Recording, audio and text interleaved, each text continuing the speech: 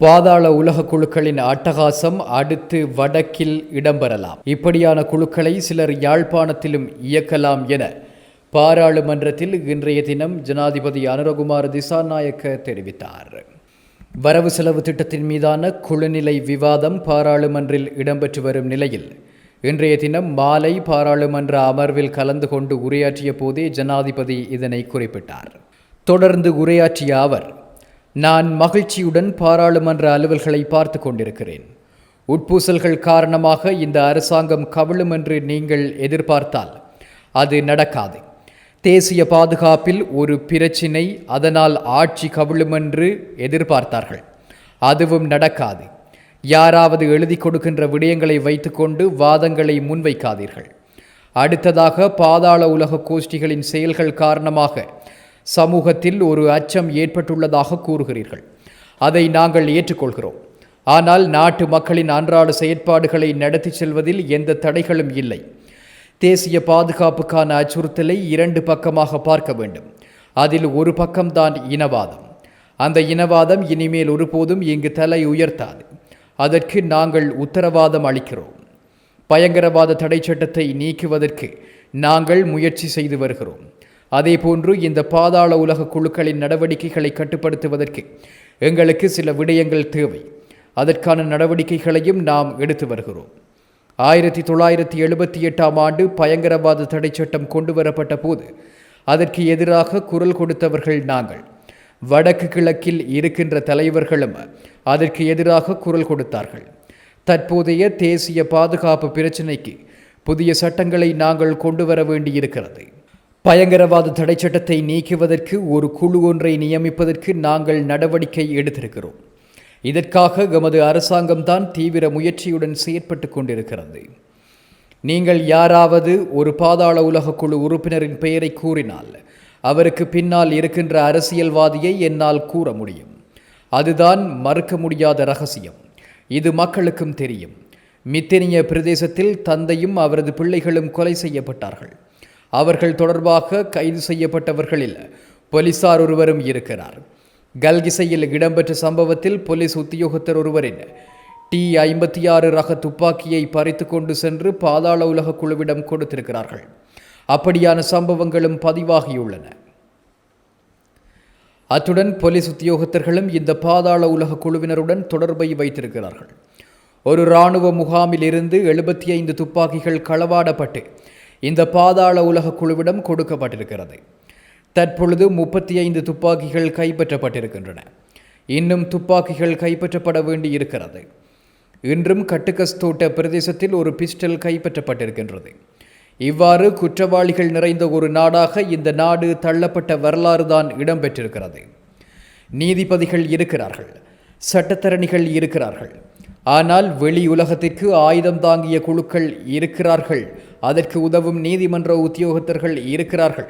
அதற்கு உதவும் சட்டத்தரணிகள் இருக்கிறார்கள் என்றுதான் தெரியும். ஒரு சட்டத்தரணி குற்றவாளி ஒருவரின் வழக்கு முடிந்தால் அடுத்த வழக்குக்கு செல்வார். ஆனால் தற்பொழுது குற்றவாளிகளின் வழக்கு முடிவடைந்தால் அவர்களுடைய வீட்டிற்கு சட்டத்தரணி செல்லும் நிலைமை ஒன்று காணப்படுகிறது. புகைக்குள் இருப்பது போன்று பாதாள உலக கும்பல்களோடு இவர்கள் இருந்து இருக்கிறார்கள். ஆனால் தேசிய மக்கள் சக்தி அரசாங்கம் இந்த நாட்டில் பாதாள உலக கோஷ்டிகளை முற்றாக துடைத்தெறியும் என்பதை நான் இங்கே சொல்லிக்கொள்ள விரும்புகிறேன். இன்று கூட்டு குற்றவாளிகள் மிகவும் சுதந்திரமாக சுற்றித் திரியும் வேளையில் நாங்கள் அந்த குழுவின் உறுப்பினர்களுக்கு இந்த அரசாங்கம் ஒருபோதும் வளைந்து கொடுக்காது, இடம் அளிக்காது என்பதனை தெரிவித்துக் கொள்கின்றோம். ஆகவே நாட்டு மக்களுக்கு இந்த கூட்டு குற்றவாளிகளை எப்படியாவது தடுக்க வேண்டும் என்கின்ற அபிலாஷை இருக்கிறது. அந்த நடவடிக்கையை, அந்த எதிர்பார்ப்பை நிறைவேற்றும் ஒரே அரசாங்கம் தேசிய மக்கள் சக்தியின் அரசாங்கம்தான் என்பதனை கூற விரும்புகிறோம். மித்தனியவில் இடம்பெற்ற படுகொலை, கொட்டாஞ்சேனையில் இடம்பெற்ற படுகொலை, ஒரு துப்பாக்கி பறிப்பு, இப்படியான சம்பவங்கள் தொடர்ச்சியாக இடம்பெறும் போது ஒரு சந்தேகம் ஏற்படுகிறது. 6 சம்பவங்கள் இடம்பெற்றிருக்கின்றன.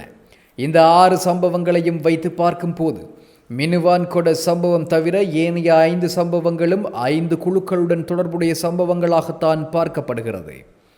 ஒரு சம்பவம் 2 குழுக்கள் இடையிலானது என்று எண்ணிக்கொண்டாலும் இந்த 5 சம்பவங்களையும் எடுத்து பார்க்கும் பொழுது இந்த கூட்டு குற்றவாளிகள் ஒன்றாக குற்றச் செயல்களில் இறங்கியிருக்கிறார்கள் என்பது தெரிகிறது. அவர்களின் நடவடிக்கைகள் ஆரம்பிக்கப்பட்டிருக்கிறது. அதுதான் இதனுடைய அர்த்தம்.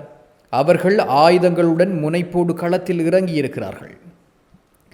இப்படியான சம்பவங்கள் கிழக்கில் இடம்பெறலாம், அடுத்து வடக்கிலும் இடம்பெறலாம். ஏனென்றால் சிலர் இவ்வாறான சம்பவங்களை உருவாக்குகிறார்கள். இப்படியான குழுக்களை சிலர் யாழ்ப்பாணத்திலும் இயக்கலாம். ஒரே தடவையில் இந்த குழுக்களை இயக்குவதற்கான சூழ்ச்சி இருக்கிறது. ஏனென்றால் அதற்கான ஒரு காரணம் இருக்கிறது. வெறுமனே சூழ்ச்சிகள் இடம்பெறுவதில்லை. கடந்த காலத்தில் இடம்பெற்ற கொலைகள் இடம்பெறுவதில்லை. ஊழல் குற்றச்சாட்டுக்கள் இடம்பெறுவதில்லை. மற்றும் பொருளாதார வீழ்ச்சியும் இடம்பெறும் என்று எதிர்பார்க்கப்பட்டிருந்த நிலையில் அந்த கனவும் தகர்ந்துள்ளது. இதனால் பாதாள உலக குழுக்களை வைத்து ஒருவர் இந்த அனைத்து குழுக்களையும் இயக்குகிறாரா என்பது குறித்தான தகவல் கிடைத்திருக்கிறது.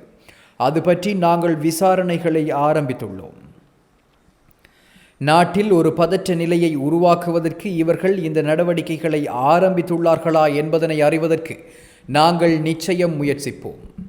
இந்த ஒழுங்கமைக்கப்பட்ட குழுக்களை விரைவாக நாம் கட்டுப்படுத்துவோம். அமைச்சரவையில் அனைவரும் புதியவர்கள்தான். பாராளுமன்றத்தில் பெரும்பான்மையானவர்கள் புதியவர்கள். பாதுகாப்பு சபை புதியது. இராணுவ தளபதிகள் புதியவர்கள். புலனாய்வுத்துறை அதிகாரிகள் அவர்களும் புதியவர்கள்தான். புதிய பாதையில் பயணிக்க வேண்டுமானால் எமக்கு தேவை புதியவர்கள். யாருக்காவது இதில் பிரச்சினை இருக்கிறதா? பழைய நட்புகள் உங்களுக்கு இருக்கலாம், தோழமை இருக்கலாம். அவர்களுடன் தொலைபேசியில் உரையாடலாம். வேண்டுமென்றால் இரவில் ஒன்றாக கூடி விருந்துபசாரத்தில் ஈடுபடலாம். ஆனால் நாங்கள் அப்படியல்ல. தொழில்வாண்மை நிறைந்த ஒரு இராணுவம்தான் எங்களிடம் இருக்கிறது. நாங்கள் நியமித்திருக்கின்ற அதிகாரிகள் எங்களுக்கு பணியாற்றியவர்கள் அல்ல. நாங்கள் நியமித்திருப்பது தொழில்வாண்மை மிக்கவர்களை என்று தெரிவித்தார். இது போன்ற செய்திகளை தெரிந்து கொள்ள சமூகம் நியூஸ் சேனலை சப்ஸ்கிரைப் செய்து அருகில் உள்ள பெல் பட்டனை கிளிக் செய்யுங்கள். மேலும் இது போன்ற செய்திகளை உடனுக்குடன் தெரிந்து கொள்ள சமூகமீடியா.com என்ற இணையதளத்தின் வாயிலாகவும் எங்களுடன் இணைந்திருங்கள்.